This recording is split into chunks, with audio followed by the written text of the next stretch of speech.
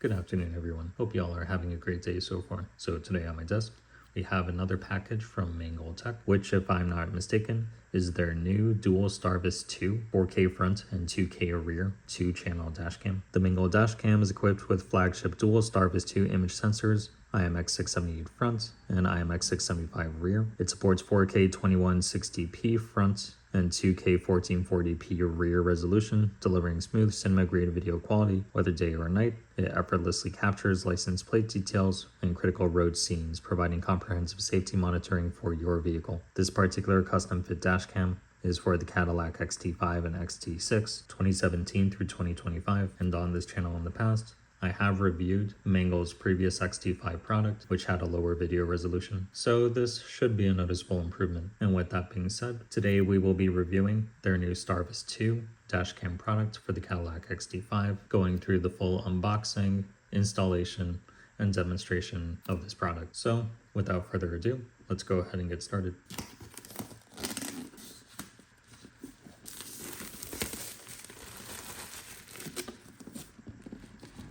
After removing the plastic shrink wrap, we can slide the box out, opening it up.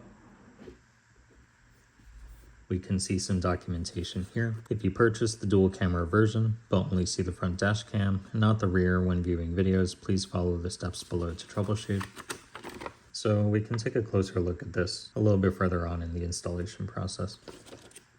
When there is an app connection problem, please refer to the following instructions to solve it. This is how to reset Wi-Fi, as well as some troubleshooting steps for CarPlay and Android Auto. I think it's quite thoughtful for the manufacturer to include these instructions, so this is always good.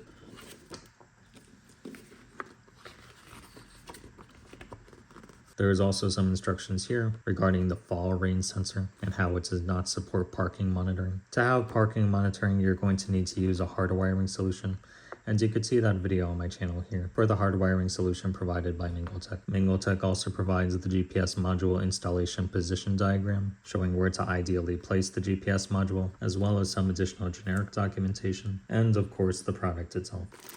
Inside this bag, we have a trim removal tool, an included 128GB SD card,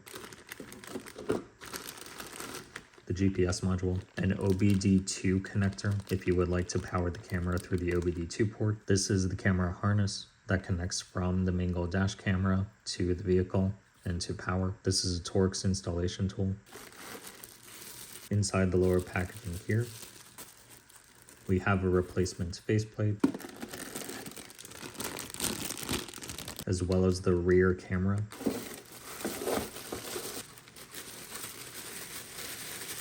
Along with the main camera assembly here at the front, which is designed to fit custom to the vehicle, like the previous version. Now that we've seen all the contents of the box, let's go over to the car and begin the installation process. Alright, so here we are inside the vehicle. Over here we could see the Mangoal dash cam that I previously installed. However, removing this should be similar to removing the original housing on the car. If you are new to the channel, I would recommend watching the previous Mangoal dash cam installation video. However, to proceed, we will simply pry from the front of the housing towards you, and you would pry towards you as well until they disengage from these two plastic clips seen up here. On this middle piece, you will disengage these two plastic clips from these two slots here and slide the rest of the housing forward. In my case, I have a few wires that I need to disconnect. Unless you had another Mangoal dash cam or another system installed in the car, you probably will not see these cables here. However, now we can have a closer look at the new Mangoal STARVIS 2 dashcam and the previous version of the Mangoal dashcam. The two models look very similar, with the same button configuration, the same SD card location, and a very similar form factor. However, something to keep in mind is that even though these two cameras look very similar, these connectors that you run to the back of the vehicle are different. The one on the left is the original connector, and the one on the right is the new one. These connectors are different, so keep in mind if you have a previous dashcam setup that you run a wire for, you will need to run a new wire to run this dashcam. So I think what I will do first is run the new cable for the rear dashcam, and similar to the previous video, the cable will be run along the headliner, run that wire across this pillar and along the seam of the weather stripping to avoid the airbag. I run the wire down and across this pillar, and then running the wire up along this weather stripping across the top of the headliner and across this headliner and along this weather stripping in the back until we reach this point. All right, now that we reach this point, I just noticed that the newer cable is a little bit thicker than the older one, which is interesting. However, even more significantly, I noticed that this camera is USB-C. The fact alone that this can unplug makes this easier to install than their previous reversing cam. However, additionally, actually, wait one second. I think I have an idea. So I was curious. I plugged this into Windows, Mac, and Linux-based laptops. However, it didn't work.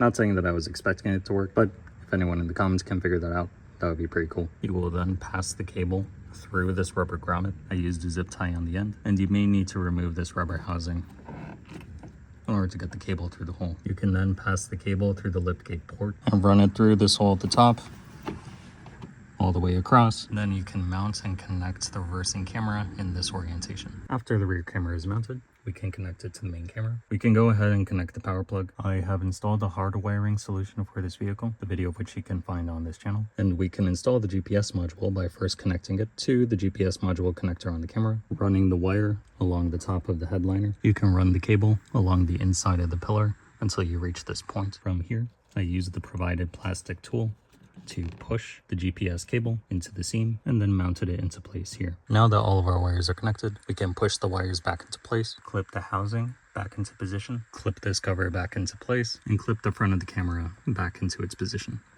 Now, with all features of the camera fully installed, we could begin testing its functionality. To start using the cameras and their full functionality, we will need to install the application. And on the back of the form provided by Mangoal Tech, they sent a QR code to download the app video to try to connect. After installing and opening the app, we will be prompted to add a camera. We could go ahead and select to add a camera and set our location permission to connect to Wi-Fi. The camera should attempt to connect to the phone, and the camera has installed, so we should be able to power it on. Provide the Bluetooth permission to enable this feature, and from here we could try to connect to Wi-Fi. When we turn on the vehicle, the camera will make a sound. The lights should turn on with the blue light flashing. We will connect to the Wi-Fi network using the default password. If you're using an Android phone, you may need to connect to the wireless network without internet in order to view the cameras. And now that we are connected to the Wi-Fi network, we can select access camera and view the front and the back cameras here. Something that I just learned about the backup camera is that the arrow needs to be pointing downwards when you install the camera. If you install the camera with the arrow pointing upwards, like I did, you will need to remove it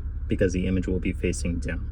So when you install this camera and you adhere it to the back windshield, make sure that you are installing this camera with the arrow pointing downward. In this way, you should have a normal image. When you install the new camera, you should see a few new features in comparison to the previous camera. Something new that I really like is that the camera starts out in this viewing mode, so you're able to see the front dash cam as well as the back dash cam in the top right corner. However, you can also change the orientation of how you're viewing this by tapping on this icon here to either move it to the left or move it to the right. You can also tap the circular camera icon to remove the back camera's view or to show only the back camera's view. And you can tap this arrow icon once again to change the viewing orientation of the backup camera, which for reviewing footage is a very handy feature to have. With the GPS module properly installed, you can select the GPS icon here in the top right to show your current location. You can also take screenshots from the application, and you can pause recording as well. When you pause recording, a message will indicate that recording has stopped, and when you start recording again,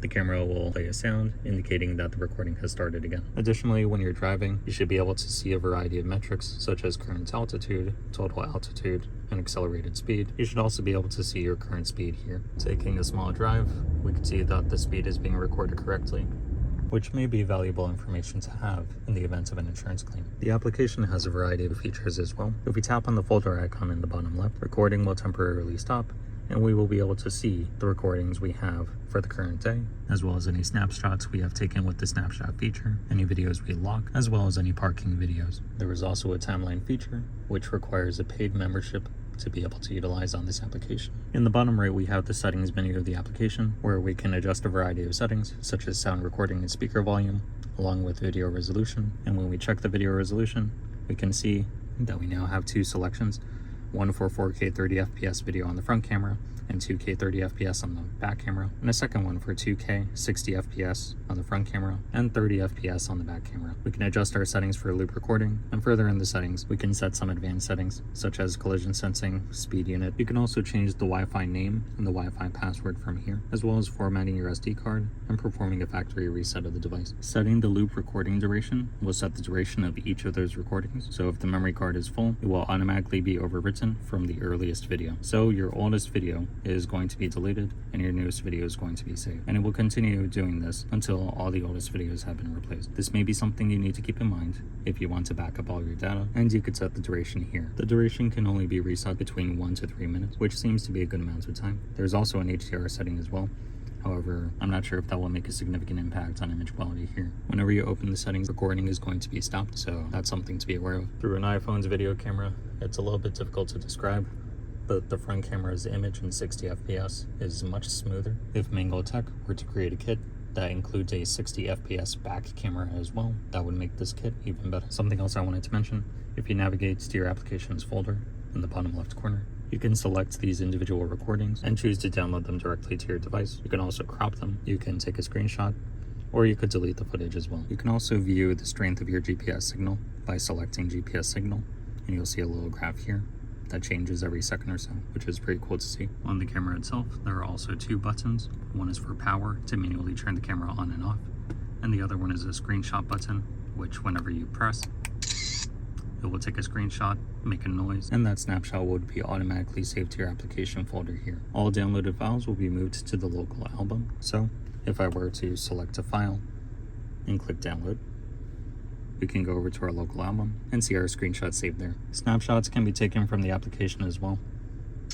And after you download the screenshot, not only is it going to show that the image has been downloaded, but when you navigate to the local album, it will show both of those screenshots there as well, which I think is a really cool feature. You could also turn off and on the microphone with this icon and change the viewing orientation as needed. Additionally, you can also download offline maps directly into the application. I think the app features are very extensive and very useful in case of an insurance claim. However, feel free to leave a comment if you have any questions on how to use the application or to access any of its features. And there you have it. That is the full unboxing and installation process for the new Mangoal STARVIS 2 dash cam from Mangoal Tech. As for the review, I do think this is a significant improvement on their previous model, not only because of the increased resolution of both of the dash cams, but more importantly, with the addition of the 60 frames per second option on the front dash camera. This makes any recorded videos smoother, and the 2K resolution is plenty clear enough. For users who would like a 4K resolution, but a lower frame rate, I find the compromise is not worth it.